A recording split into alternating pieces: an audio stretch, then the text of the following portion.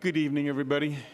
Thank you for coming to tonight's Clovis City Council meeting. We'll call it to order for February 9th, 2026 at 6 p.m. And at this time, if you can all rise for the Pledge of Allegiance by our Mayor Pro Tem, Diane Pierce. Join me in saluting our flag. I pledge allegiance to the flag of the United States of America and to the republic for which it stands, one nation, under God, indivisible, with liberty and justice for all. Thank you. And if our City Clerk Parra could call the roll. Yes. Councilmember Ashbeck? Here. Councilmember Baskell? Councilmember Bessinger? Here. Mayor Pro Tem Pierce? Here. And Mayor Mwanantua? Here. Next is public comments. This is an opportunity for members of the public to address the City Council on a matter that is within our jurisdiction but not on the agenda. If you wanted to speak to us on something that's not on the agenda, you may do so at this time. If you could state your name and give your address for the record. And you can just step up right to the podium. Hi, my name is Tracy Boren, 953 North Bush, Clovis resident, parent, voter. I'm here to go on record about the planned sign that was on the agenda today. Despite Councilwoman Pierce's attempt to silence constituents through public shaming on our social media, I persisted. I like facts and numbers, so let's look at the numbers. She reports a petition signed by just 300 people. I'm sorry, is this for the In God We Trust? Yes. Sign? Okay, we will hear that, and so we will take public comment on that when it's the agenda. Oh, okay. And so you can come back at Sorry that time. about that. Okay, no problem. Anyone here to speak on something that's not on the agenda? Okay. Yes. Good evening. 50 North Clovis Avenue, Peter Friedrich. Okay. Hi, Two Peter. members of this council retired from the Clovis Police Department, one as a chief and one as a captain. And so what I'm about to tell you should make you angry or at least concerned. In 2024, the DOJ indicted a former Indian intelligence officer for what the FBI called a foreign government's attempt to assassinate an American citizen on American soil. Then the California legislature passed SB 509 to train law enforcement to recognize when foreign governments target people here. It passed the Senate unanimously, the Assembly 47-0. Not one legislator voted against it. But then HAF, the Hindu American Foundation, led the campaign that killed it. The governor vetoed the bill and HAF called it a victory. An organization that never wore a badge celebrating killing a bill that the people who do wear them had asked for. HAF has been approaching councils across Northern California, securing proclamations, recruiting police chiefs, and bringing HSS volunteers to accept those honors. HSS is the American arm of India's RSS, the paramilitary movement that built the ruling party whose intelligence officer the DOJ indicted. Multiple cities have already rescinded proclamations to the HSS despite the HAF's protests. There's a Baptist temple right here in the Fresno Clovis area. After a hate crime at one near Sacramento, HAF used the crime to put a police chief behind their podium. That's their playbook. If they have not knocked on Clovis's door yet, they will soon. HAF says that it has no foreign ties, but HAF's co-founder sat on the governing council of an RSS affiliate and published an essay on the website of India's ruling party, the BJP. Activists requested emails between the Indian embassy and HAF. The embassy refused, calling it a fiduciary relationship, a legal obligation to act in someone's interest. Why would a foreign embassy owe that to an American nonprofit unless that nonprofit is working for them?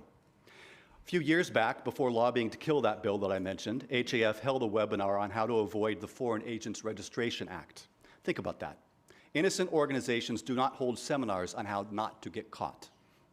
This is not about any religious community. It is about an organization with reported ties to a foreign government recruiting American law enforcement and killing American laws on American soil without registering as what it appears to be. I would urge this council to look carefully at who comes through those doors. And I'd ask the two of you who wore that badge, would you have let this organization into your station? Thank you. Thank you, Mr. Frederick. Thank you. Anyone else like to address the council on item not on the agenda? Okay, seeing none, we're going to go ahead and close the public portion. We're going to move now to consent calendar. There are 9 items on consent. What, was someone going to get up? Yeah, if I didn't see you, I apologize. Okay, thank you, Matt. Yeah. Okay, we'll move to consent calendar. Okay, items on consent are routine in nature and are recommended for approval by the city council. These items are considered and voted as a single item unless a council member requests separate consideration of an item. Is the council pull any items? Okay. Anyone in the public like to address items 1 through 9 at all on the consent? Okay, seeing none, we just close that portion. I'll make a motion to approve consent items number 1 through 9. Second. Okay, we have motion second on the floor. All those in favor signify by saying aye. Aye. Any opposed? Motion carries. We will now move to item 10. This is a workshop item, General Services Department update, and our General Services Department Director, Amy Hance, will give us the update.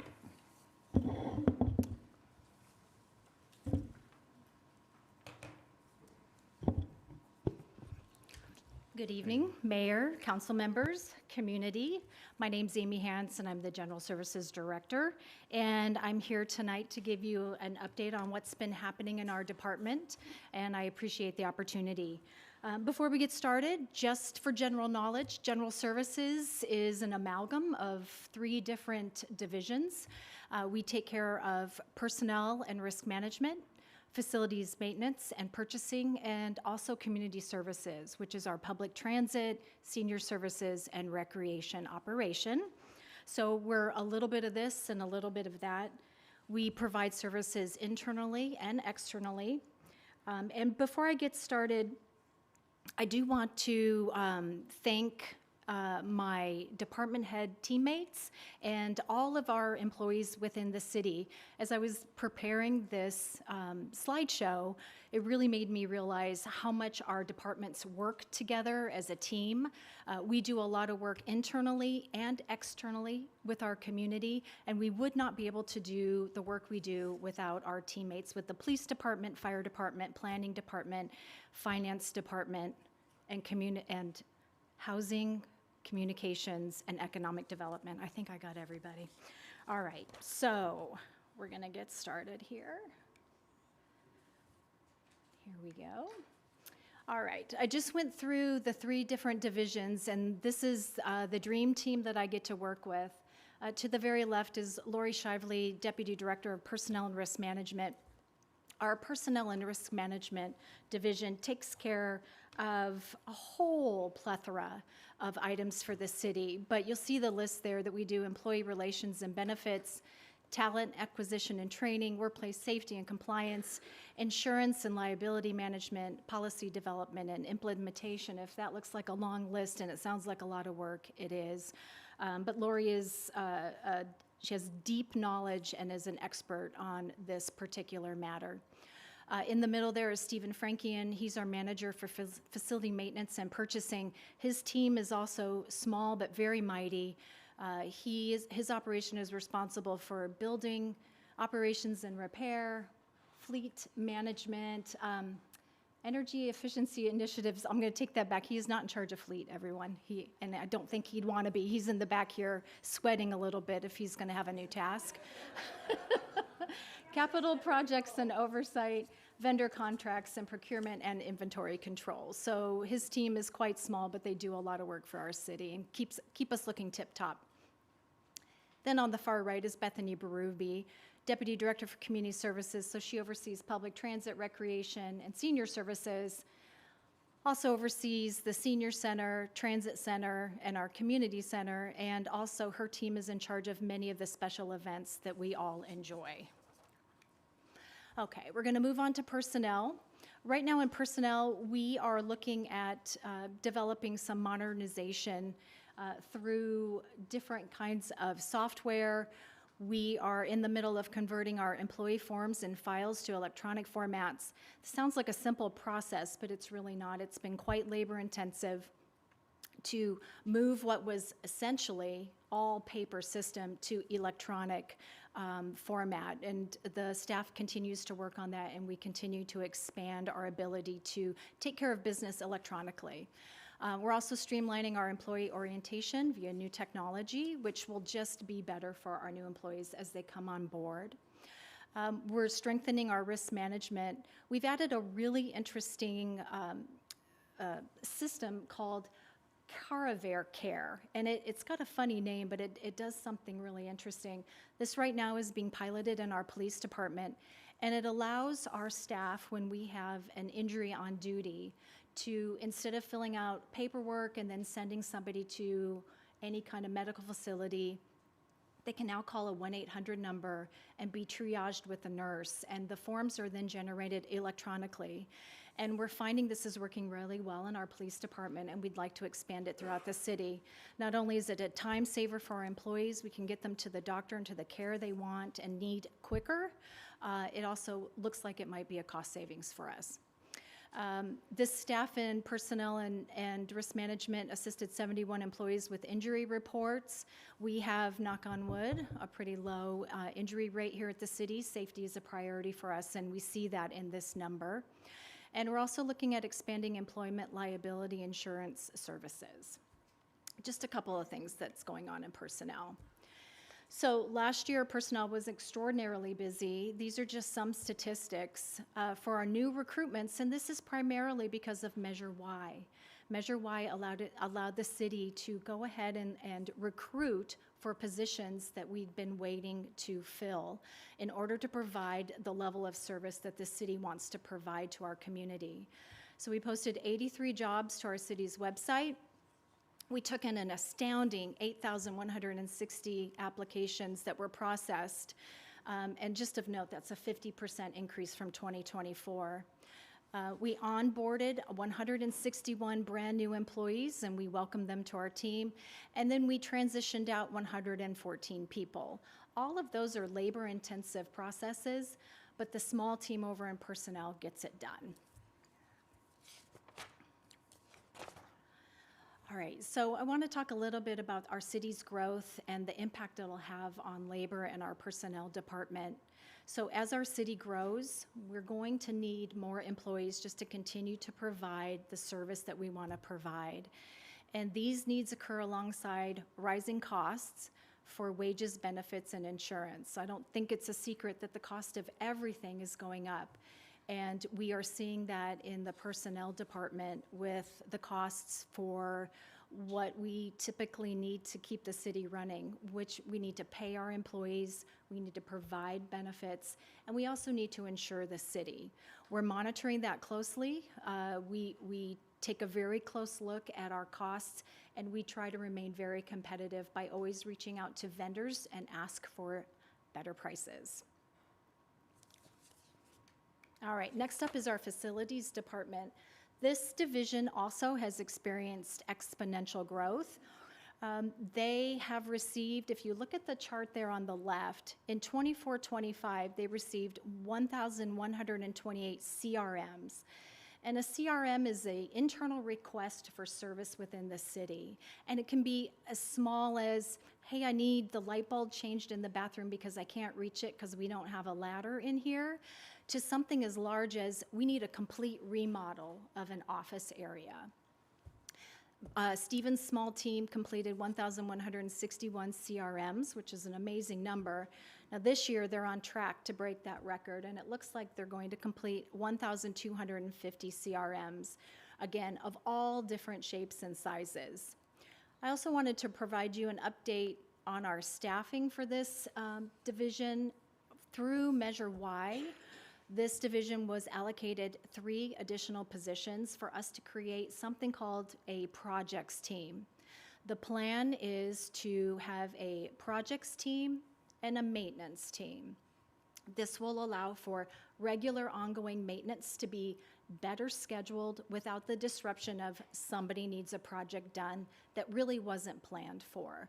So we are looking to bring the new folks on by April, which is right on time with our staffing plan, and really looking forward to getting our projects and our maintenance team up and going.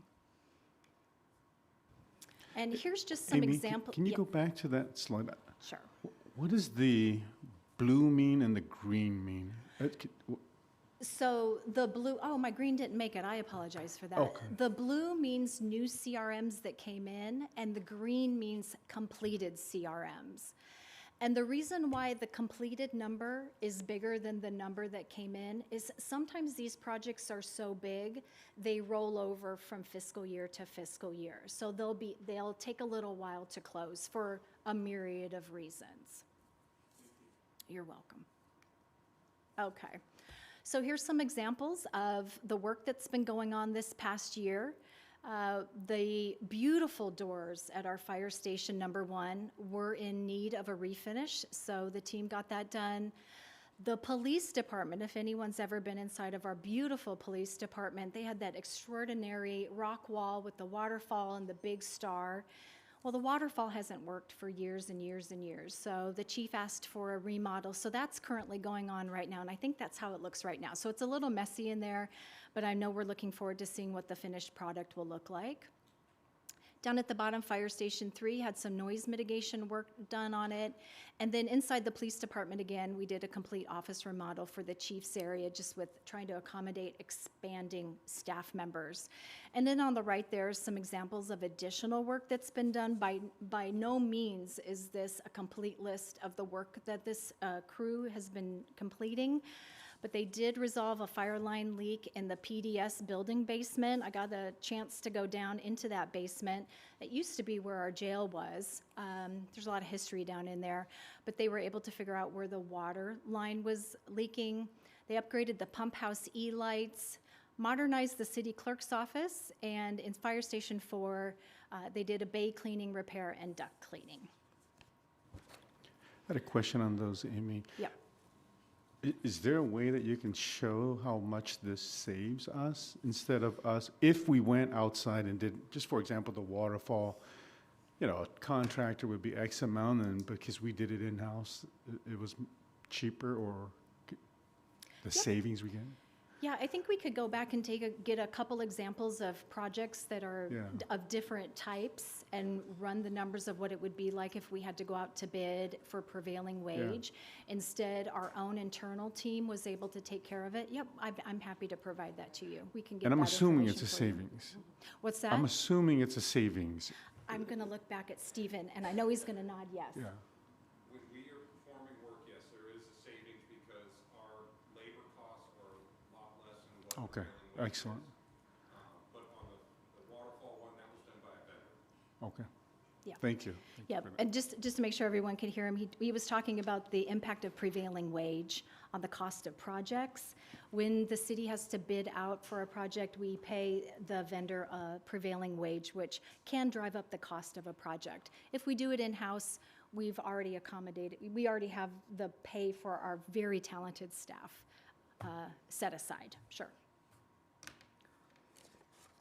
All right, oh, let me go, oh, hold on. I'm new. Here we go. Okay.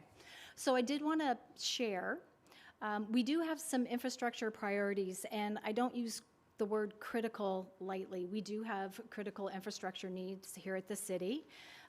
We have aging buildings, and our biggest challenge right now is we do have roof leaks, and we've got rain coming again this week. And while rain is fantastic here in the San Joaquin Valley, and most of us love it, I can tell you with all confidence that our facilities team has already started planning for the rain that's coming in tomorrow. We have affected sites all over the city, and we do have some areas that have tarping on them, and those are the priorities that we need to get re-roofing.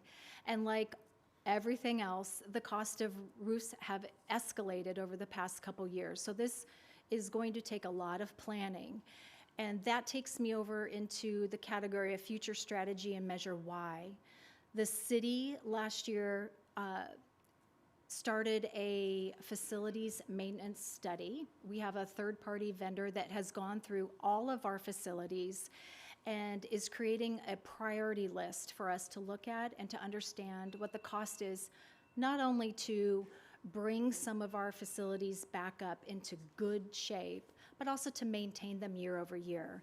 And so in a couple weeks, I think in the beginning of April, Staff will be coming back to you with more details on the results of that study, and we would like to hear from you because we need to create a priority list and some funding allocation to start the work on our aging facilities. This team also is getting ready to replace the wall pack of lights at the rec center and replacing a cubicle farm in PDS. Nobody's going to ask me what a cubicle farm is. What's a cubicle farm, Amy? If you've ever been in a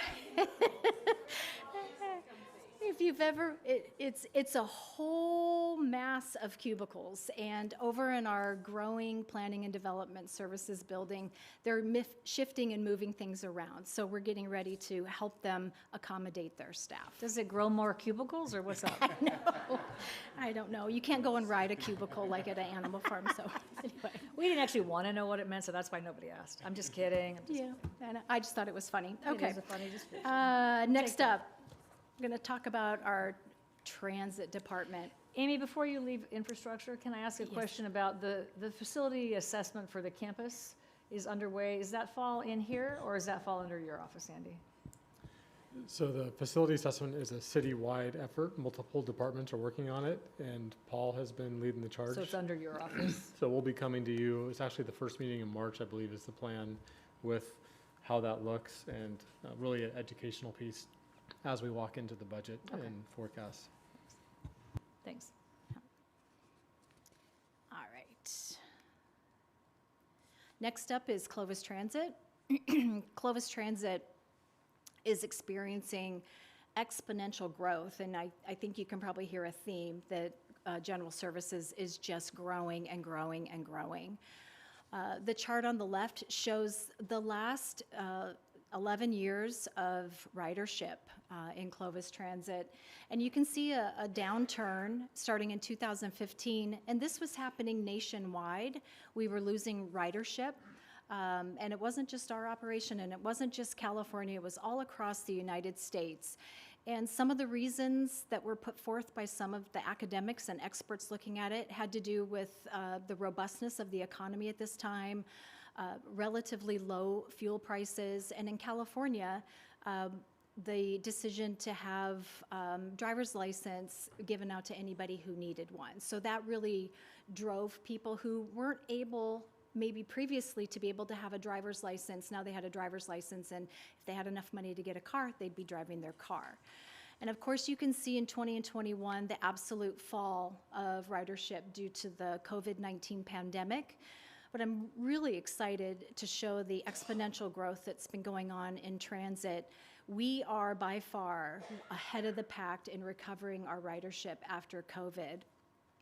Not only have we recovered to where we were in 2015, we are exploding upwards. And the transit staff is working very hard to keep up with that demand. Right now, they're working through analyzing the new routes that went out in November and looking where we need to tweak times, add more buses, move buses off, going through that regular reassessment process. Our fleet updates, we took delivery of 4 new buses last week, so we're very excited about that.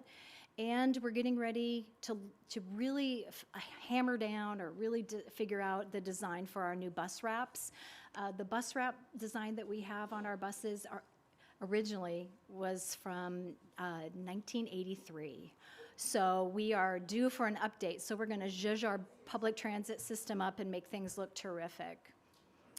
I mean, I remember where I was in 1983. I don't know if anybody else does, but I remember, and it was quite a while ago. And then I had to include this, what is now my most favorite picture of Dolly the trolley in the Children's Electric Parade this year. I just thought she did so terrific, and credit to Christian Zarconi in our communications team for taking that wonderful photo of Dolly the trolley while she was out. All right, and I feel like I need to do a drum roll here. Our new routes have been a phenomenal success. Really excited to announce that we have a 35% increase in ridership on our fixed route stage line service. That is a number I don't think we were anticipating. Bethany Berube, who runs our transit system, is behind me, and I don't think she was anticipating that much either. It really shows that these new linear, quick routes are doing what we really hoped they'd be able to do, which is move people around quicker and get them to where they need to go. And now people are wanting to get on our buses. If you thought 1982 was bad for the color of the buses, we really hadn't changed our physical layout of our routes since 1979. We could be a case study in old, dusty routes, but I'm super proud of our team. We did this in-house.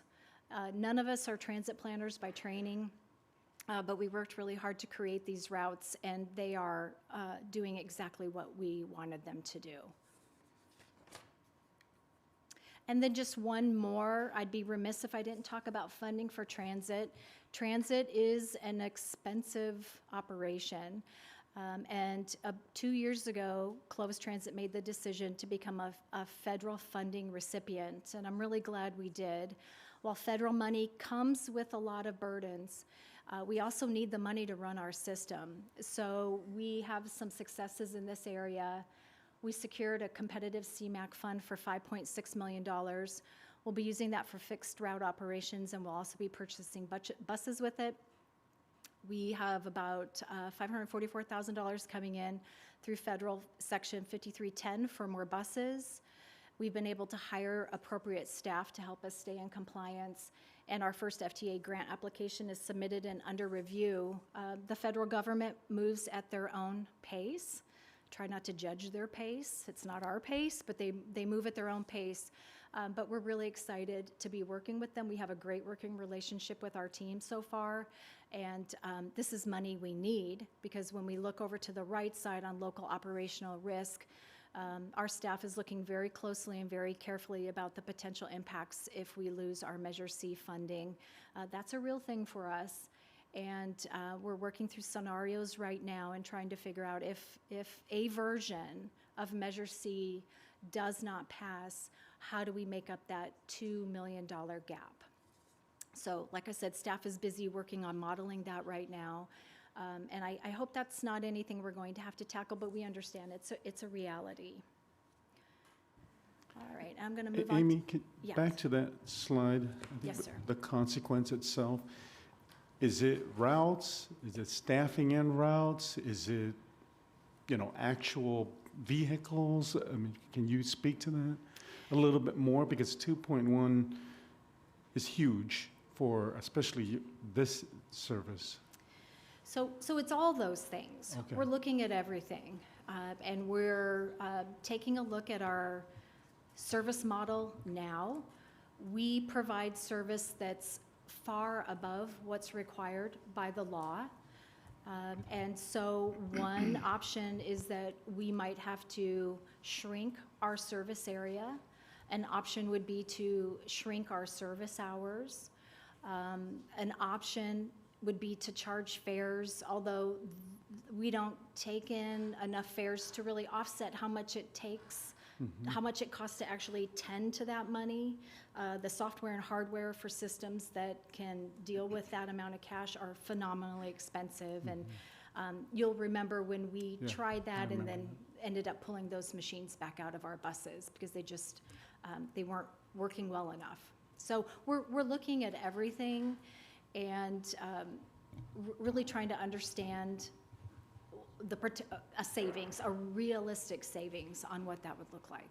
And would that also mean to our most vulnerable within our community, meaning the roundup, which, I mean, we do a phenomenal service. If some of your parents use it, I mean, we take them door to door. It's almost like a Uber.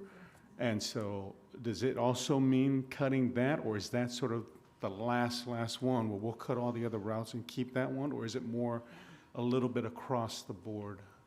You're asking really good questions, and the questions you're asking me are the questions we're working on right now. So I don't have an answer for you, but I want to assure you we're looking at everything, and we would be,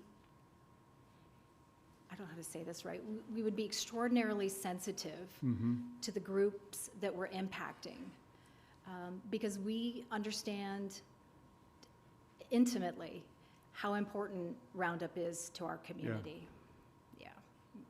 And I think for the community, I think it's important sometimes to hear X amount of rides are for doctor's visits, which are critical. And so, and X number are for students, which they need to get home and it's safe. And X numbers are taking them to Clovis Community College, which they are doing a dual study program. Because those things are so valuable to those who don't have transportation. But yet, when we talk transportation, it gets kind of lost because they see a bus with not too many people full. Yeah. But to those who are using it, especially those who are, I see the new route is going to the exact centers, but Roundup takes them to the VA, takes them to places in Fresno directly to the door, which Fresno does not do, but we do to our residents. And that's something that I think is worth telling that story more, but also putting it with actual figures and numbers and going, you know, what we're serving 150, if we stop, it'll only be 75, you know, so that way it's a clearer picture instead of just, oh, well, you know, it's transit, no one likes transit, or, oh, no, we like transit, but this is what it's gonna affect. And how do we maintain that? Because we talk a lot about maintaining services for public safety, for parks, for everything, but I think transit kind of gets brushed over because if you don't use it, you don't see the need in it. So I just wanted to say that. Can I make a? Yeah, go I ahead. think Drew wants to Yeah. comment. Our friends in Sacramento are requiring us to replace our buses with all-electric buses, but they don't really exist now. We filed for a waiver. Did we get any news back from them on that? We did. We filed for an exemption from it's called the ICT rule, which is the Innovative Clean Transit Rule. It came into existence in 2018 by CARB, requiring all public transit agencies in the state of California to convert their fleets to zero emission, and that could either be battery electric or hydrogen. We were one of the first, if not the first in the state, to apply for the waiver. We had a meeting with CARB staff about 2 weeks ago, and oh gosh, I'm gonna put myself out on a limb here. They did tell us we will be receiving a waiver by hopefully the end of February. We'll see if it comes through. We're ordering buses anyway. I have to tell you, we made that decision that we can't wait for CARB. We need new buses. The reason why the majority of our fleet are on the streets right now is because we have extraordinarily talented mechanics. We have some buses that have 450,000 miles on them. They are ready to take a break. They need to rest a little bit, and we need to refresh our fleet. So we no longer can wait. We just operationally had to make that decision. But Clovis Transit isn't the only agency having to make that really hard decision, that we need to go ahead and keep our operation running and risk some sort of sanction from CARB. We had a great conversation with CARB staff. It looks like we're going to be getting a waiver, and I was really encouraged to see that they're now doing, like infos. They're helping other folks get the form filled out for this particular waiver. So I think we reached our goal. And we were the first agency to actually apply, correct? That's correct, and we applied for a 5-year waiver. They have offered us a 1-year waiver, and which we'll take, and we can renew it twice more, so potentially a 3-year waiver. And that's better than nothing. That gives us a little bit more time to figure out what we'll be doing to try and convert. But more than that, it gives the marketplace a little bit of time to mature, because Councilmember Bessinger is correct. We cannot buy the type of bus that we run, which is a cutaway bus, in a zero emission version. They just do not exist. Or they do exist and they're Altoona tested, so we could use federal money for it, but the manufacturer is so small, they can only make a few buses at a time. So there's no way we could order 30 new buses from them. They don't have the capacity. So the marketplace needs to mature, very much like zero emission passenger cars, right? And the trucks now are also starting to get a little wobbly, and manufacturers are no longer making some of the battery electric trucks. So we're just waiting. We're biding our time, but we're really happy to have stepped out in front with the support of our council and our administration and sort of lead the way in the charge, and I think it was effective. Good work. Go ahead, Lynn. I was just going to go back to this Measure C thing for a minute. I think all that Fong said, yes, and maybe the most important message is there's a sense that you need the bus in Clovis. Clovis has too much money and people don't need the bus, and you have evidence that that's not the case. So I think that's really important as we think about the value of Measure C, for better or worse. It's imperfect, but for better or worse, 200,000 people will be affected if we can't close that gap. So I think that's a really important message as we think about that going forward. And I don't think our community, I doubt if anybody in here rode a bus today. I don't know that for sure. To the meeting today? Oh, good for you. One. I drove. But I mean, so one out of all these people. So I just think it's really important to the one, and it's important to the 200,000 that ride it. So I just thank you for the data, but I think it does, it's an important Clovis message. People in Clovis do ride and appreciate the bus. Thank you. They do, you're welcome. All right, next up, recreation. And they are just expanding and busy, just like all the other divisions. In response to our almost immediately overcrowded new senior center, we moved back over to 4th Street in our old senior center, renamed it the Clovis Community Center, and started running not only senior classes, but recreational classes out of there too. And right now they have 62 classes and 26 programs currently offered there. So if no one's aware, that's a great place to go. You can play all sorts of stuff there. Go on over, and we price everything very affordably. But I do want to talk seriously about the neighborhood impact for recreation. Through our mobile recreation trailer, which was a really good idea by someone on the dais, that went out this summer and was all over the place, just going into pocket parks, little tiny neighborhoods. I think we did a really good job of outreach. We talked about it here in council. It was on all of our social media channels. And for a first time out, a first season out, we had really great participation. And I think when the weather warms up again and we get the rec trailer back out again, you're gonna see those numbers go up even more. But the more impressive number on that slide is the total number of classes that our recreation division is providing with a very small staff and a very moderate budget. 151 programs and 456 classes is pretty amazing for our community. So if you've never checked out recreation, go check out clovisrecreation.com and get connected into that community. It's a really great place to take affordable classes and their quality.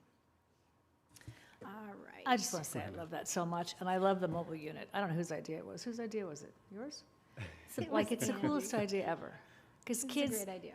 kids are healthy when they play, and so many kids live in places that aren't playable.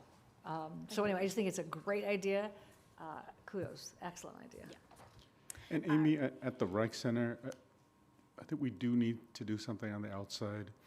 I mean, yeah, well, but we have had improvements on the inside, but on the outside, I mean, just the lighting, maybe a trash enclosure, because I mean, I used it, and then if you come early, dogs are going through the trash, right? So just something like that, where it's just keep it nice and tidy for the time. I know we keep waiting for the development behind to sort of help use that as the, to move the amenities in front, so.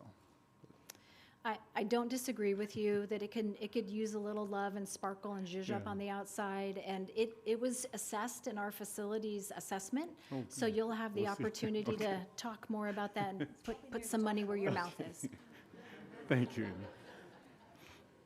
All right, going on to senior services.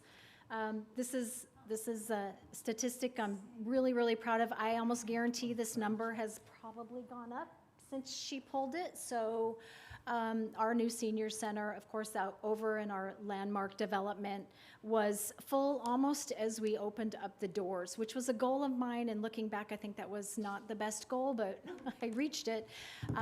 We started over there about 2.5 years ago with 4,000 members, and I'm sure are past 13,000. That number's probably 2 weeks old now. It is just, we are busting at the seams. We have about 700 people in the building on an average day. Sometimes it's more, once in a while it's less. But if you go in there, I encourage everyone just to go in there. If you've not been into that building yet, it's beautiful. We've got fantastic volunteers at the front desk that will show you around. They'll give you a tour. And just get connected into that community. There is every kind of class you can think of. I always tell the staff, if it's legal and moral, let's give it a try as a class, and if it flies, great, and if it doesn't, we'll try something else. But that's a picture of the fantastic staff and some of our front office volunteers there, and we couldn't be more proud of what's happening over at the Senior Center. It's absolutely fantastic. Now, with that growth, though, comes some demand, and so the budget for the Senior Center has increased. And our operational demands are increasing. So you'll see, we are, through Measure Y, adding 2 staff members. And we may be looking at needing to add more just to keep up with the demand and the ability to provide a safe environment in that building with that number of people. We really do need eyes throughout the entire building. And of course, down at the bottom is our goal for everything, is just we want to provide something that's quality. They have a great experience, and we have a sustainable operation to keep things going for generations. And then just an overview of our budget priorities. So when we start coming back for our budget, this is what you're likely going to see from General Services. And in our public transit, we'll continue at analyzing what the potential loss of Measure C will be.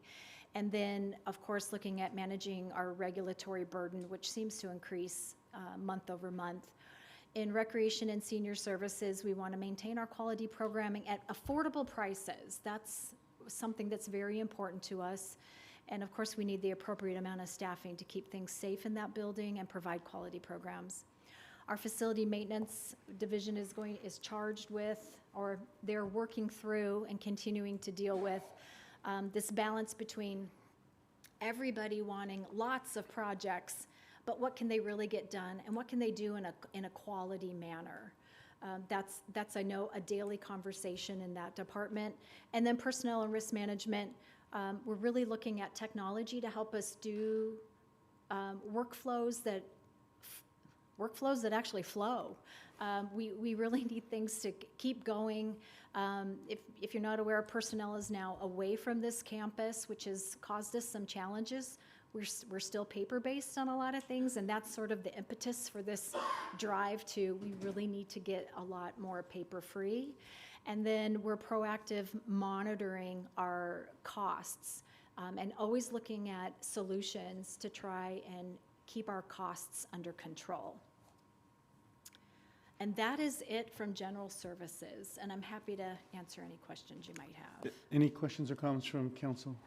Is there I hate to say this, if you imagine our community's population is, say, 175 before we know it, and the senior center can't, the community center, which must be on the assessment list of in need of serious help, do we have, is there an expansion opportunity? You can't do, you're pretty full at 700 a day. I can't imagine there's too much more capacity. Right. Do you imagine another way to accommodate more seniors in the sort of 5-year forecast or something about that? Because we're out of space and we might be out of dirt to build something on it. So I don't know, what do you think about that as a team? So I have a lot of things in my imagination.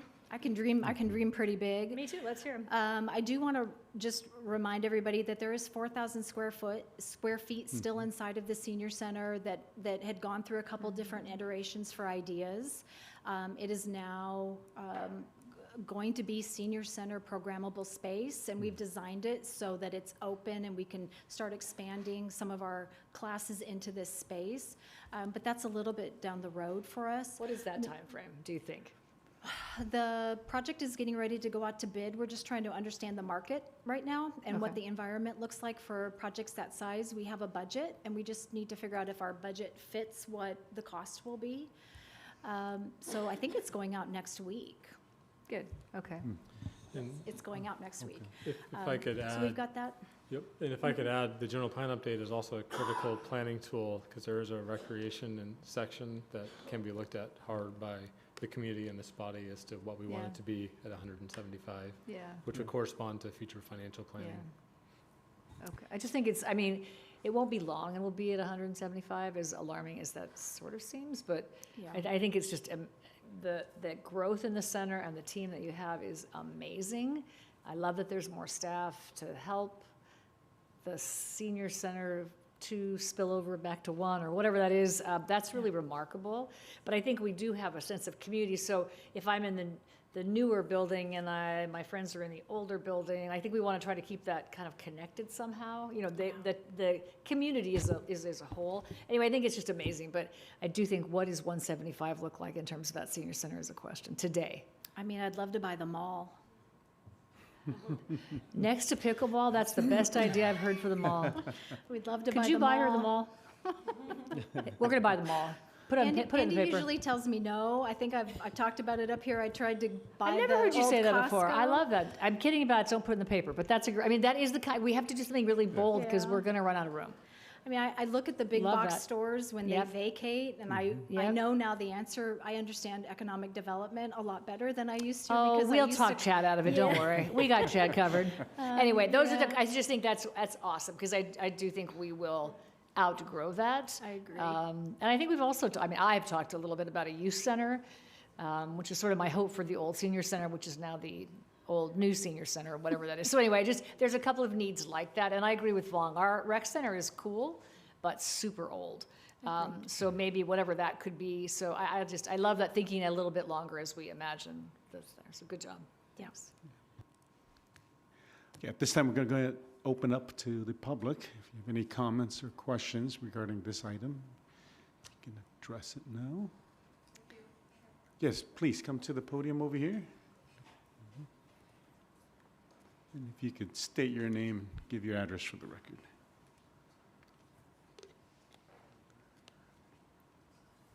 My name's Mercedes Stark. I'm at 615 Loyola. I wanted to say that I enjoy the senior center. I really love it, but I'd love to see a bus go all the way to my neighborhood so I can jump on it and get into Old Town, walk around, go to the senior center. And that would be taking us over to Woods Elementary. So I'd love to see a bus stop out there. Another problem also is at the senior center is the parking. There is no parking. Many times I go, there's no parking, I end up leaving and going home. I live 7 minutes away, so I'm okay driving back home. But half of the parking lot is handicap, which is for our seniors. The other half is for regular parking, but 2 of those are taken up with buses and trucks. And so there's no parking for us. So I'd really like to see some more parking.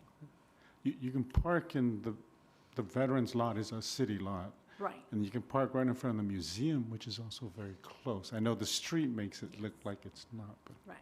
it- We'd like to there's see a something lot. closer. So So when does I'm everyone in driving and I Old have 10 minutes to get to my class. Yeah. Oh, the circuit training class and a lot of the other classes as well, they get booked. Oh, They are so booked that I would have to actually book like maybe a month from now. I'm a very easy person. If I want to go today, I'll go today. I don't want to have to plan for 2 months from now to go to my circuit training class. So I'd really like to see it maybe expand a little bit more, have more classes, like, you know, was on the chart that we need some more people to, you know, to work with us there, which would be fantastic. But right now, I think the biggest problem would be the parking for me to actually get there. thank you. Thank you. So I can provide a little bit of an update or a little bit of good news. So if you've been to the senior center, you can see that our soon-to-be neighbors, the county of Fresno, have started construction, but they've occluded the fence. So it's kind of hard to see what they're doing. But part of that project will include expansion of the parking lot. So that's the good news, that there will be more parking there once that project is complete. But I don't think it'll be enough to satisfy the demand, but there will be more. Yes. Hello, my name is Steve Trevino. I live on Bullard Avenue. This is a crazy idea, and I know this would never happen. But I think that the city of Clovis should try to buy that church that's there in the corner of 5th Street and Sunnyside. I don't know how many acres it is. It'd be perfect, right next to the police station. Lot of area. I mean, you know, I know, you know, that would be the perfect thing for the city of Clovis, if you could move into that area right there. Yeah. Thank you. Thank you, Mr. Trevino. Anyone else? Okay, seeing none, I'm going to go ahead and close the public portion. This is a receive and file. Any final comments from staff? I mean, from this council? No? Okay. Thank you, Amy. Wonderful report. Okay, next is item 11, and this is to have discussion and also have direction with regards to potential displays in the council chamber. And staff on this is our city manager, Andy Hausler. Andy? Yes, thank you, Mayor, members of the council. I just wanted to give a little bit of background for everyone in the room on how we got here and go over a little bit of detail, and then we can get into the conversation. So back on September 8th, there was some public comments that were provided to council asking that the national motto "In God We Trust" be displayed in the chamber. And then the council at that point asked for an item to come back and for staff to do outreach to get the sentiment on that issue. So staff went out and conducted a survey and a variety of community engagement activities. I'm not going to read everything that was done, but it was pretty extensive. The survey was a representative poll or sample done by an entity that does polling. And they came back after doing 508 surveys that were randomly selected, asking the question, do you support or oppose adding the phrase "In God We Trust" to the Clovis City Council chamber? And 67.8% said support or strongly support, and 22% said oppose or strongly oppose. So those were the results on that question. We asked a few more questions as part of that survey. We asked, how important do you think it is for the city government buildings to include visible words or messages that express community values?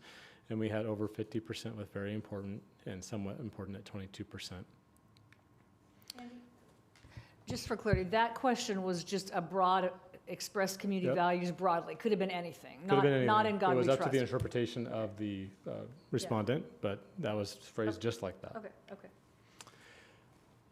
As far as placement, it asked the question, if the phrase "In God We Trust" were to be placed on the wall of the council chamber, where should it be? And 46.1% said above the council dais, and then 13.4% above the audience.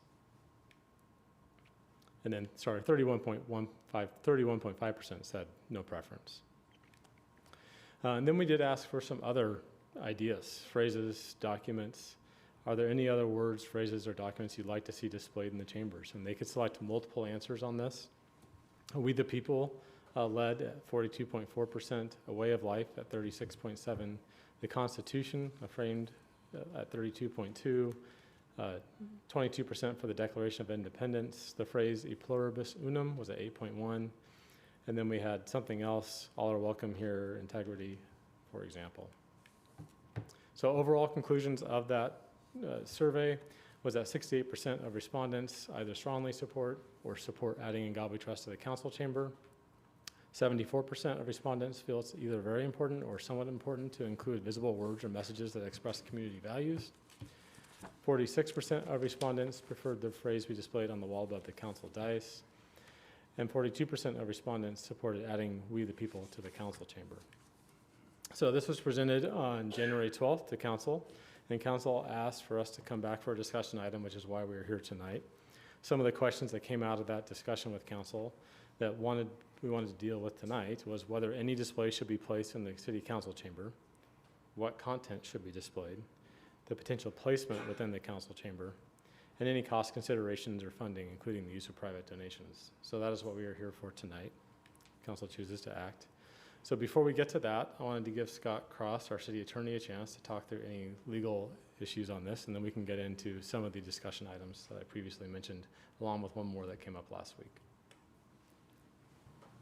Thank you, Andy. Just to, I guess, add to what Andy said and lay some additional foundation for tonight's discussion, some of the questions that were asked by council last week and then even at the January presentation item, I want to answer two of those questions, again, just to provide some background for you.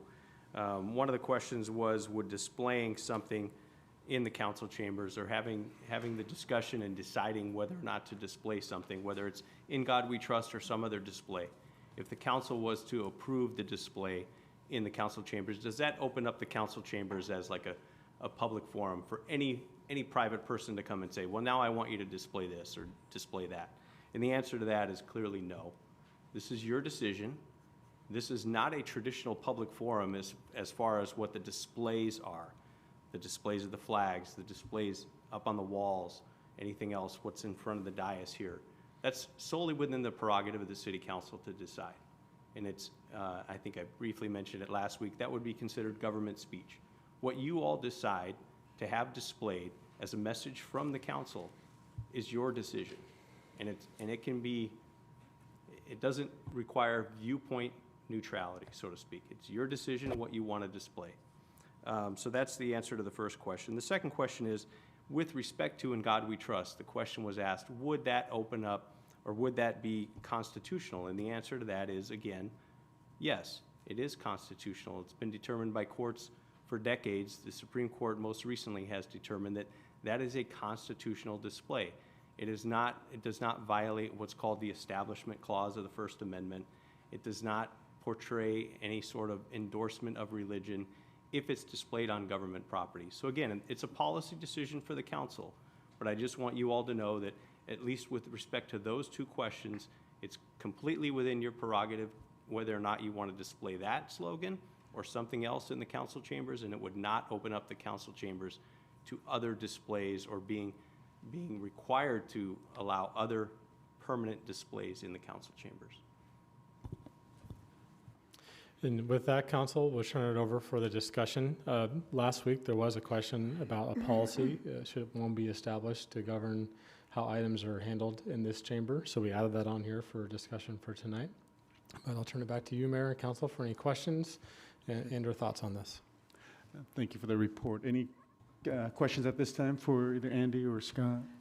I might suggest that we've talked about this really too much. So public's all here to comment. I mean, maybe we could just hear the public and then we could bring it back at the end and kind of wrap it up that way. Yeah. Just that's a process suggestion because we can pontificate on it more. But a lot of people here to talk about it, so that just an option if the group would consider if that. we don't have any questions with regards to what Scott and Andy just said, then we will open up the public. Okay. At this time, I know there are a lot of you who are interested. If someone has said something that you agree with already, if you can give something new, it will be very helpful for us. Instead of repeating the same thing, it'll be helpful for a lot of us up here. And not only that, if you can limit your discussion to 3 minutes, and then I'll honor anyone and everyone who would like to share anything up here. Before anyone starts, I do want to state that we have 10 public comments here. And one is a packet from Mr. Scott, and then the others are emails, 9 in support and 1 in opposition. And in the one that is opposed, there was a sample policy of sort of what we can consider for signage, and so that was also provided to the council to review this evening. And so with that, if anyone would like to start, they can go ahead. Bill Scott, 341 Evergreen. I've been up here enough. You guys know what I'm thinking. I don't need to start all over again. So. No, you don't. But, Lynn. Just kidding. Yeah. Did how nice you looked with your coat and tie on. Thank you. I'm very impressed. Thank you. What you pulled last week, you were a bad girl. You could have done that in October. I didn't think of it till last Well, I week. know. Yeah, to me, that was kind of a pretty chicken poop move to do that at the very end, right? We've been talking about this since September, and these were my words. I am asking the Clovis City Council to consider a proposal to adopt and proudly display the motto, "In God We Trust." That's what this is about. There are some things about what else could be done, but those are separate issues. You were talking about we need to come up with proposals and guidelines, and the 5 of us may not be here in a few years, and the next people that come in aren't going to know what to do. Well, you went through a procedure. We had everybody fill out surveys, and we've got the results on it. The main question was, should we put the "In God We Trust" up? And you got almost 68%. That's a veto-proof majority. So my suggestion is the procedure should be, you now all have the chance to say, I'm for this or I'm against this, and vote on it. If 3 of you say yes, it passes. If you don't get 3, it doesn't pass. That's the procedure. What's going to change between now and another 3 or 4 months? I don't think there is anything. The other thing I'd like to say is there has been a little bit of talk about money, and the last few weeks I've been drumming up support for that, and I'm pretty certain that we're not going to have any problem coming up with the money. I've got plenty of people who have committed. The only thing I need to do is probably talk with the lawyer about how do we do this and give it to you so that we don't break any laws. But other than that, please vote yes on this. Thank you. Thank you, Bill. Anyone else?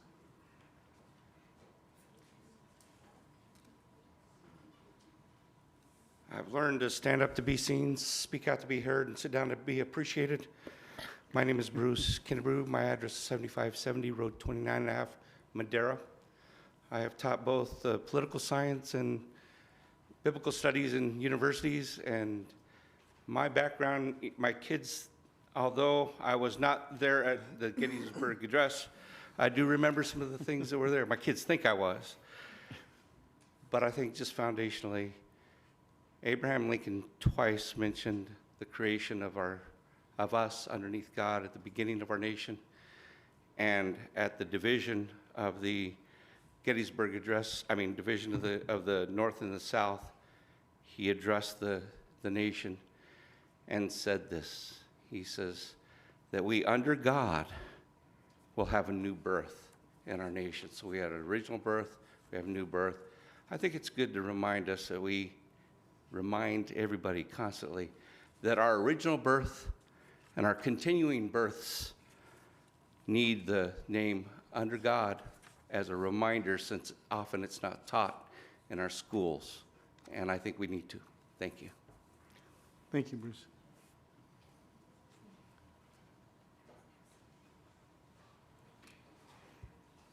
Hi, Tracy Boren, Bush Avenue, Clovis.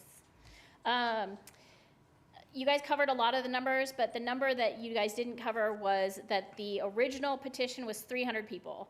That is 0.24% of the population of Clovis. Less than 0.25% of the population that got this brought to you guys. But let's look at what this actually does for our city. If a sign on the wall could love thy neighbor as yourself, feed the hungry, clothe the naked, keep the streets safe, we wouldn't actually need to hang it up as a placeholder for the work that we're actually supposed to be doing. It doesn't fix potholes, it doesn't fund schools or upgrade emergency services, get us a new bus.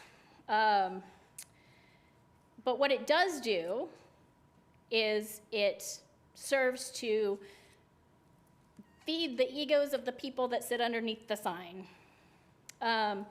It doesn't serve to represent the entirety of the population. Over 30% of Clovis doesn't identify as Christian, and we know that the God that we are speaking of is the Christian God, as has been brought up already. So I'm just asking you guys to think, what else could be done with the donations? What else could we fund with those donations that could really improve our community in far better ways? Bring that generosity in to upgrade the rec center, to bring a youth mentorship program, to expand that senior center. to create beauty and serve our people the way that Jesus would want us to, instead of hanging a sign. Thanks for your time. Thank you, Tracy.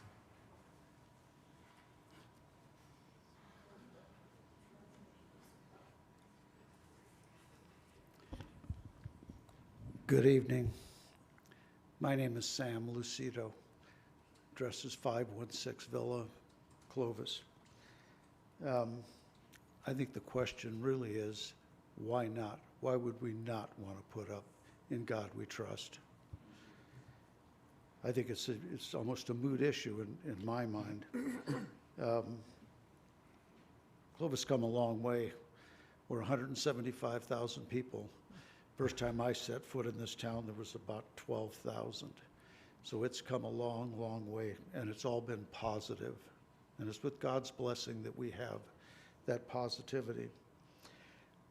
One of the things I noticed is that they talked about how many places would you put it, or alternatives. And I reflected back to, obviously, "In God We Trust" would go across the front for all the community members to see. But I remember Harry Armstrong and his saying, and I think it should sit right back there somewhere, that says, "Do the right thing." And you're sitting here with the opportunity to do the right thing. I see it's funded with private money. It's not going to be city money. I am first in line. I would be more than happy to underwrite it and have it come up on the wall. I believe that you have an opportunity to do something great. I've seen it in other cities, and I look forward to seeing it in this chamber. Thank you. Thank you, Sam.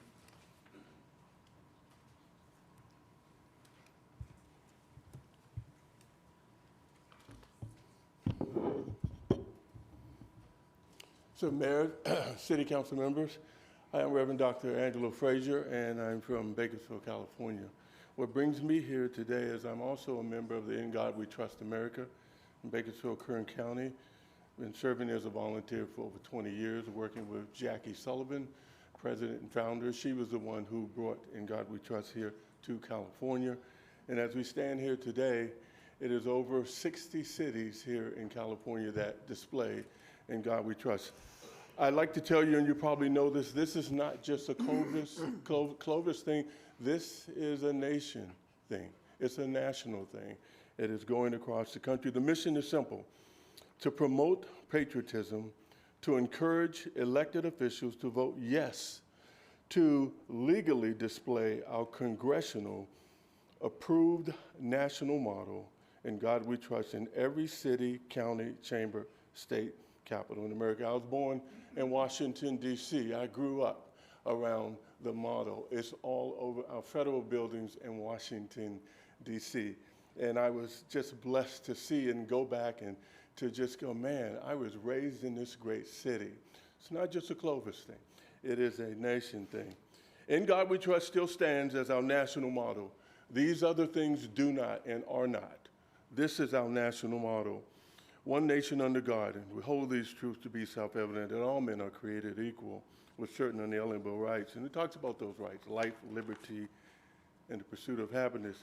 And I believe in the fundamental principle in the freedom of religion, not the erroneous concept of the freedom from religion. So what you are participating in today is a historic vote, not just for Clovis, but for this nation. Because this nation was founded on the principles and has been blessed by God. And it will continue to be as long as we turn to Him and turn from our ways. He will heal our land. Thank you. Thank you, Reverend Frazier.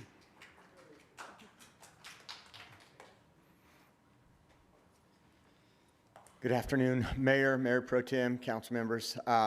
We just said the Pledge of Allegiance, and in there, Can you just give your name? Just so that Josh we have- Fulford. Okay, thanks, Josh. In there, it had a little something about God. I think if you look at what the community said, you guys went out, you did your homework, good on you for doing that. That is pretty overwhelmingly for a response, I think, when it comes to something of this. So I think you guys have an opportunity right now to do the right thing. It'll be interesting who goes against the community, but I'm just going to say vote yes on this. Thank you. Thank you, Josh.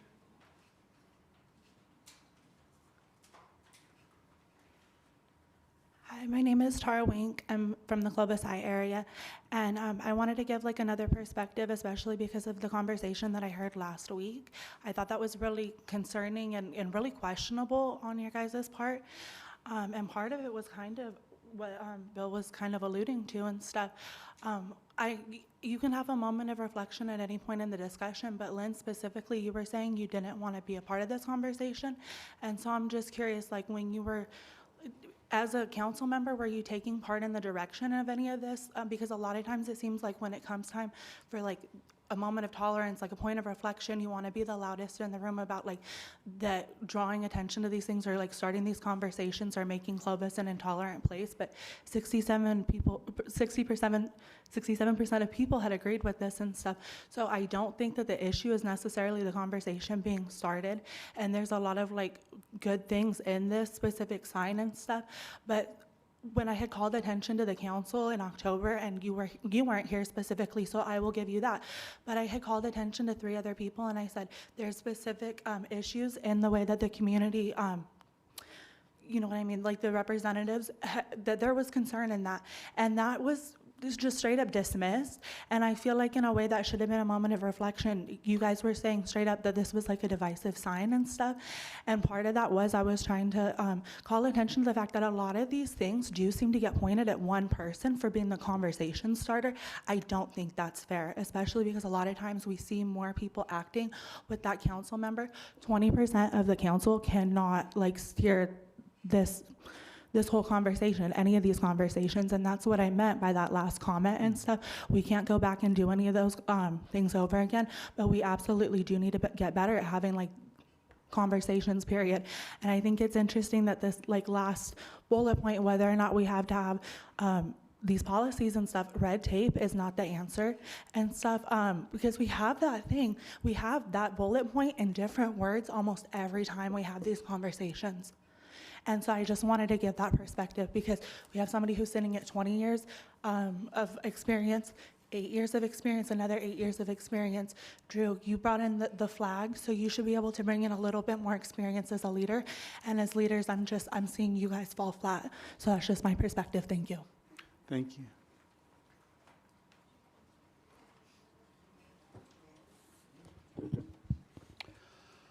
Eric Rollins. I live on Ashcroft Avenue in Clovis. Most of you know me fairly well. I was not at the meeting last week, but I did watch it online. I was truly disappointed in council comments. I thought that suddenly we needed red tape. Well, we jumped over hoops that we don't normally jump through to make this move towards this decision. We had a private petition. We had a non-scientific ballot or a survey. And then we had a scientific survey. So we spent Clovis money, taxpayer money, to come to this conclusion. And suddenly, after jumping through all of those hoops, we had a council member that went, wait, no, we need a plan, rather than leading. That council member's been here more than 20 years, and I expected better. This is my time, Lynn. Unless you're asking for clarity, unless you're asking for clarity, this is my time. Excuse me. Just finish your You can point use and my then- name. You can use my name. Lynn is not So arguing that your was points. how useful? This is my time. I expect you to be respectful. Ditto. Go ahead, Eric. So I wanted to point out that, in addition, this was brought up at Meet the Mayor. And the Sikh community, and there were also members of the Hindu community, the East Indian community, they came. I did not talk to every person there, but to a person that I talked to about this In God We Trust, and they're of an entirely different faith. They were in favor. They were enthusiastically in favor. I also came to the Meet the Mayor when the Hmong community was here. And again, I did not talk to every person in the room, but I talked to probably 25% of the council chambers were full, whatever the number of the full. And again, to a person, they were eager and enthusiastic for this idea. I don't understand why we need the red tape. All of you were elected to represent us. The people have spoken. I would strongly encourage you to listen to that, and that we should pass this because the people want it. Thank you for your time. Thank you, Eric.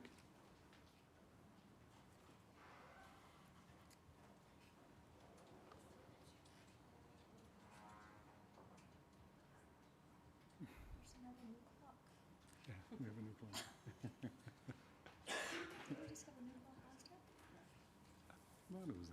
Go ahead, Jenny. Hi, I'm Jenny Kren. I live on Bullard Avenue here in Clovis.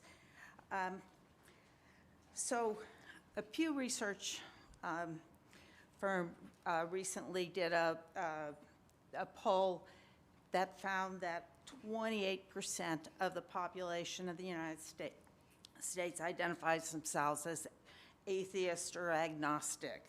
And I have a lot of trouble, recognizing that there is that many people, that we would put something up that would be, send an exclusionary message to about 1 in 4 people in our country.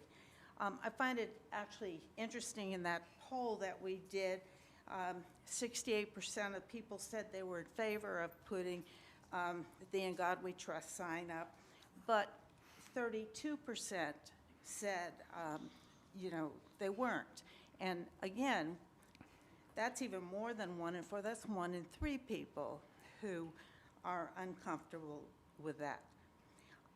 I don't come from this position as an atheist or an agnostic myself, but I'm a strong patriot. I'm not an atheist or an agnostic. I'm a strong patriot. I value the Declaration of Independence, the Constitution, the Bill of Rights. I admire our founding fathers, and I believe it was Thomas Jefferson who was the strongest advocate for a wall between church and state. And I really do think that this is an important value in our government. The phrase became, In God We Trust, became a national motto in the 40s and 50s to counter the godless communism of the Soviet Union. The Cold War was a tough time for a lot of us, and so we added under God to our Pledge of Allegiance also about that time. It appears we prevailed in the Cold War, and I see the motto as probably obsolete, at least for the purposes of which it was adopted. We're in a really divisive time in our country, and it really, I think that our original motto, E pluribus unum, which is out of many, one, is more in keeping with what we need at this time. And so that would be what I would advocate, would be putting the original motto up. Anyway, thank you. Thank you, Jenny. Anyone else?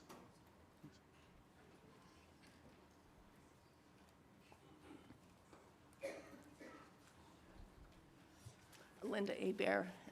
I'm a resident here. And yeah, this is kind of a tough one because it's like, the main thing for me is like, what is the purpose? Is it to bring the community together? I too like We the People. I like a couple of the other slogans. The only reason why it's the same reason that Jenny Kren mentioned of, how could it be divisive? I mean, we're a community. You have the decision, but It's crazy. We have, in the United States, we have over 40,000, and that Christian churches. We also, here in Clovis, we have 80 to 90 churches. And everyone worships differently, you know? And yeah, so how do you maneuver? How do you kind of, you know, bring the people together? So I would strongly suggest, you know, really looking at will this bring Clovis residents together? What kind of logo? You know, I believe in God. I think that's everyone, you know, they do. But we have so many different religions, and whatever we do, how can it be that we are bringing people together, especially in this time of divisiveness? So I really appreciate you really thinking about that. And actually, I kind of like it. I love seeing so many people in the chambers, right? And so maybe just keep coming back, you know, because it's kind of nice. But anyway, thank you. I appreciate you. I'm really looking at this. Thank you, Linda.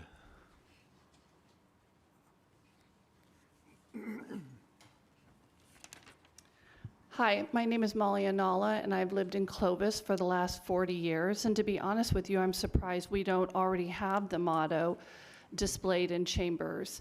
So this, to me, is not a controversial thing. We are all right now, I can put money on it, we are all right now sitting here with money either on us or in our purses, in our wallets, and it says, "In God We Trust" on it. People aren't upset about that, so I don't think this is a controversial thing. The city of Fresno did it, the county has done it, we are within the county, so I think it would be, you know, consistent with the messaging. And what could be more unifying? We are all God's children.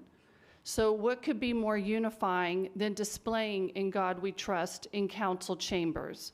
Thank you. Thank you, Molly.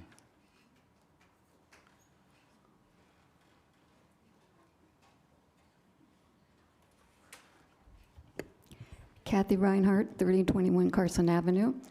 You guys are talking about unity. Well, already 15 cities in our county have all voted to put "In God We Trust" in their chambers. So if you want unity, why not join the crowd? Thank you. Thank you, Kathy.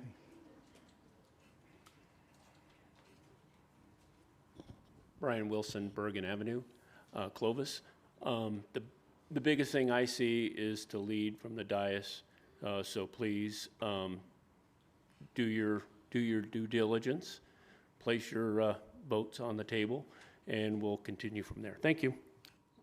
Thank you, Brian.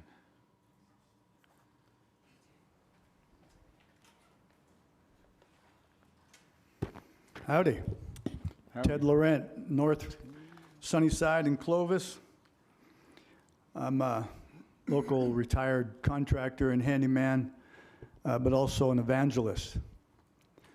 I do want to read one thing for you.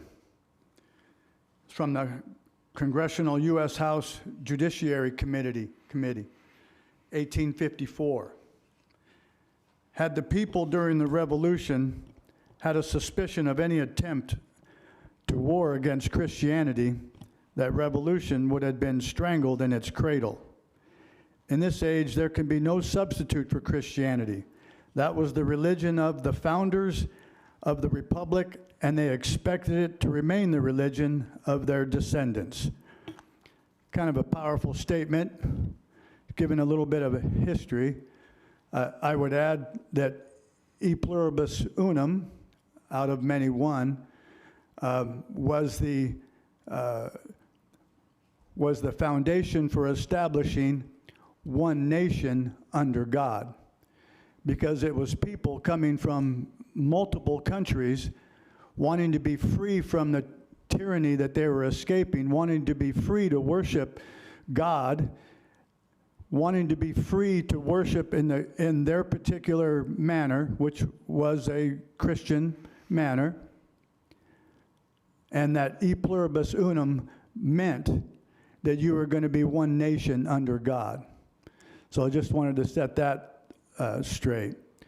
But I also want to encourage you to consider this. I'm ministering to a lot of young people these days.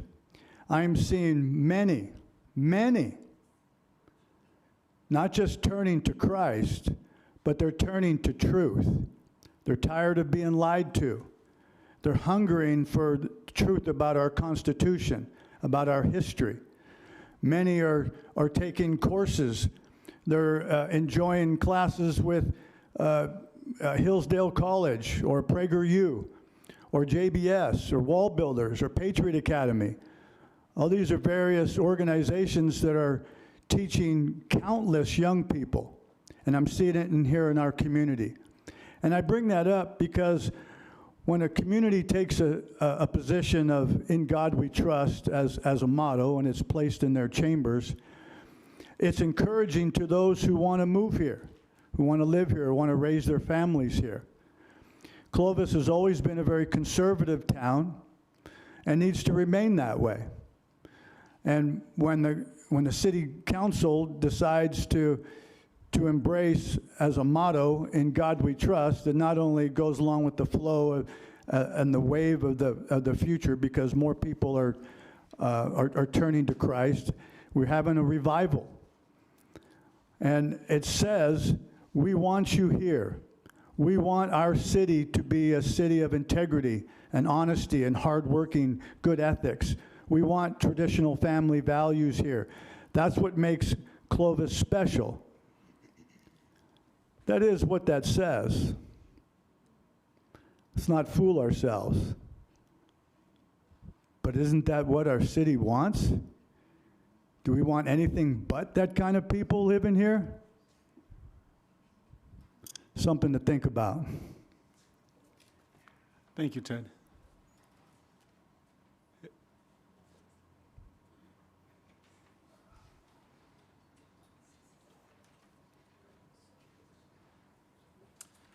Good evening, Mason Magsig, 544 Rawl.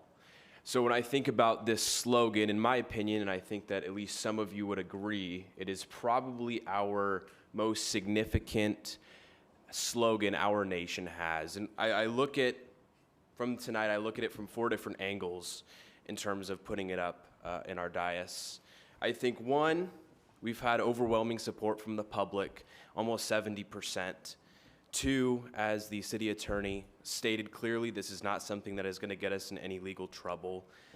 And 3, I've heard a lot of folks in support, far more in support than not. And 4th, and this is my opinion, a little bit subjective, if you will, I think Clovis is by far the most historical and traditional city in the county, and I would even argue the state of California, and I think it's kind of surprising that we don't have it already. So thank you. Thank you, Mason. Anyone else? Okay, seeing none, we're going to go ahead and close the public portion and bring it back to the council for either discussion, motion, anything to clarify? I'd like to, because obviously we have a lot of things that are covered under the agenda item and potentially from the results of the survey and everything. But we can tell what the public has for us is something very specific. It started September 8th with a very specific request, and I think that narrow focus of what is being asked of us it would be wise for us to consider that first, foremost, right out of the gate, and then we can continue the conversation on the rest of it, I think. So I would like to make a motion that we display our national motto, "In God We Trust," above the council dais and fund it with private donations. Okay. We do have a motion. Is there a second on that motion? I have a And we can question. still have discussion. This is Yeah. a provide direction. I'm okay seconding. I just want to make sure that the process is correct. And that direction is something that you were seeking for, right? That it's valid within what is asked here, right? It's not contradicting, okay. Yeah, I was looking at Andy, but yes. Yeah. Yes, thought I had communicated. I mean, I think, yeah, there's some unanswered questions, or, you know, if the direction is to display it, obviously, we're gonna have to get cost estimate, whatever it might be, and Yeah. figure out how it's going to be funded and all that. But Yeah, and I do have that already. Okay. I So we have a second- motion? I second that second. motion. Okay, well, let's have discussion on that motion.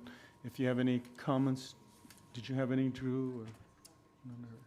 Well, to Mr. Rollins, who I can't see, but I think you're still there, and to Mr. Scott, my intent was not to do chicken shit, was what you said. So it wasn't that. I really didn't, yes, that is what you said.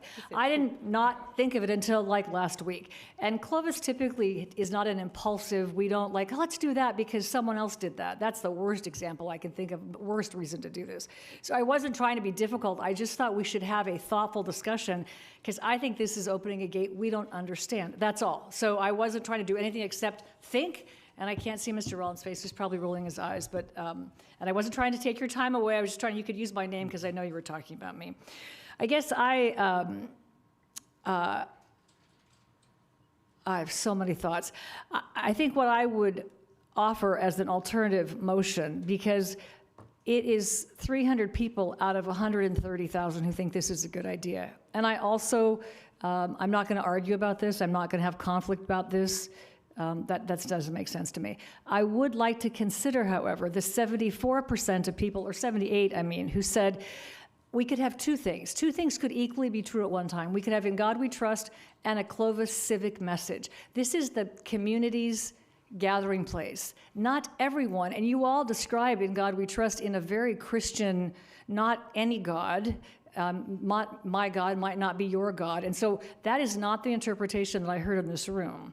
So I would just, there might be other ways to put another civic message in here to reflect our community. So that is my only other option.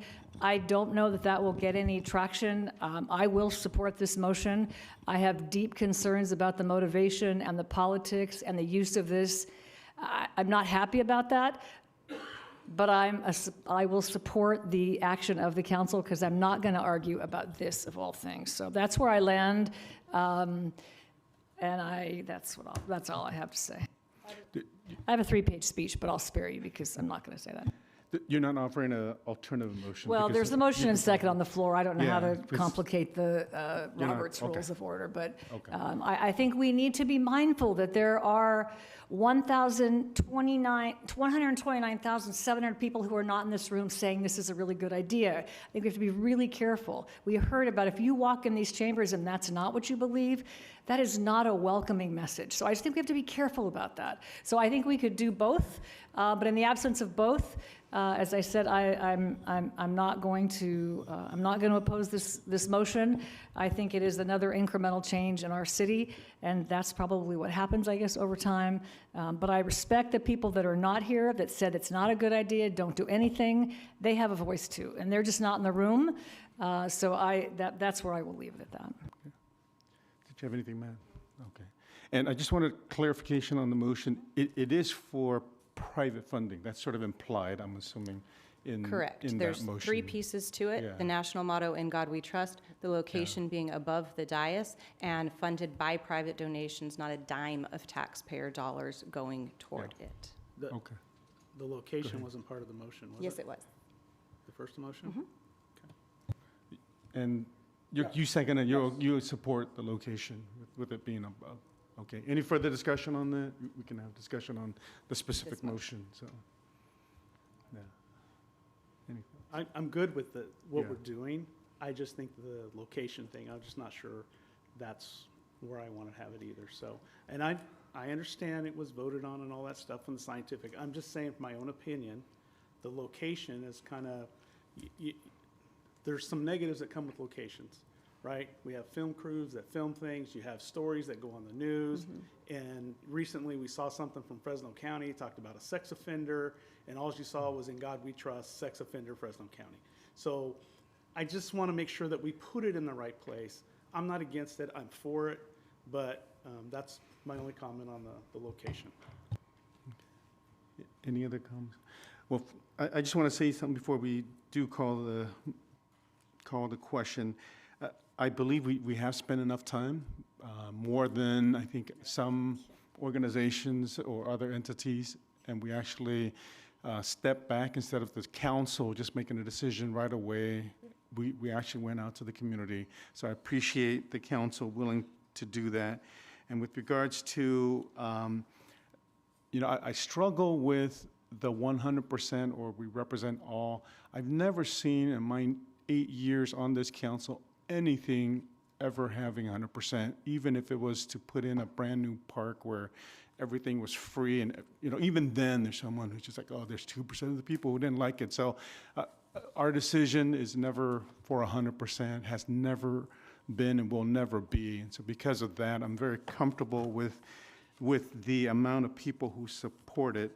And with regards to just people giving, I appreciate those private citizens who will be giving to fund this, so that way it is not government or tax funded, even though it's still public money, it'll be coming from private funds to support this. And so that's why I support as well. So we'll call for the question. We have a motion and a second on the floor. All those in favor signify by saying aye. Aye. Any opposed? Okay, motion carries. And is there still any interest in discussing? I'd like with to make a regards motion that we table the policy, that there's no appetite for a policy. We're going to not have policies. We're going to do what we feel in the moment. So I vote we table that until a future discussion. And I also would ask we not put anything else up here till we think about it a little bit more. If there's any willingness to not decorate this stuff with anything else, Drew, you may not decorate one more thing. Please, Drew. But I think we should just table that for now. The appetite of this council is quite clear. So we've made our decision. We should just go forward. And to Lynn's point, what she was talking about is, I don't get the decorated home, and they don't want me to decorate here either. Trust us, it's a good call. It's a good call. No, I totally agree. And I agree that because I had discussed we the people, e pluribus unum was brought up. I think we've taken a big enough bite of this apple. Let's just leave the remainder of that alone until another time, maybe another council. But I think we've done what we've been asked to do, and we just kick the can down the road on the other stuff. That's just me. Yours was a formal motion, correct, Lynn? Or is it just? Yes, that we table all of that and Okay. maybe have a momentary moratorium on any other With regards to- decorating ideas. Yeah. For From the Mr. policy. Messenger. Okay. So that, I And know anyone that, I else. think, Andy, you were going to bring something back at a later date anyway because of consensus last week, but this will table it even further. Yeah, So- understood. Okay. I second that. You second that? Yes. Okay. And so any further discussion on that? Okay, there's a motion second on the floor to table any policy development discussions until much later date. So all those in favor signify by saying aye. Aye. Any opposed? Okay, motion carries. Thank you very much, everyone, for being here.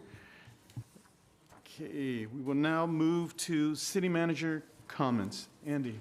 Yes, thank you, Mr. Mayor. On the dais tonight for you is our most recent report on sales tax collections and projected trends. Just a brief update on that. Measure Y is performing as expected, so grateful for that. And then the next item, I'm not sure if you saw the news, but the state did pass some rules that are going to impact card rooms in the state, which could impact our card room. So more to come on that. There may be litigation, but this council took a position on that. I wanted to update you on that. Okay. With that, I'll turn it back to you, Mayor. Okay, now we're moving to city council comments. Councilmember Basco? Councilmember Bessinger? Councilmember Ashbeck? Mayor Pro Tem Pierce? I have nothing. Okay, and I also have nothing, and we will now move to closed session. We have a conference with legal counsel regarding existing litigation. This is a workers' comp case in regards to Josiah Ford, and I'm assuming we are expecting action? Yes, I'm looking at staff. If we have action, we will report it out. Yes. Okay. And anyone like to address the council on this closed item? Okay, seeing none, thank you. We'll adjourn now to closed session. Thank you, everyone.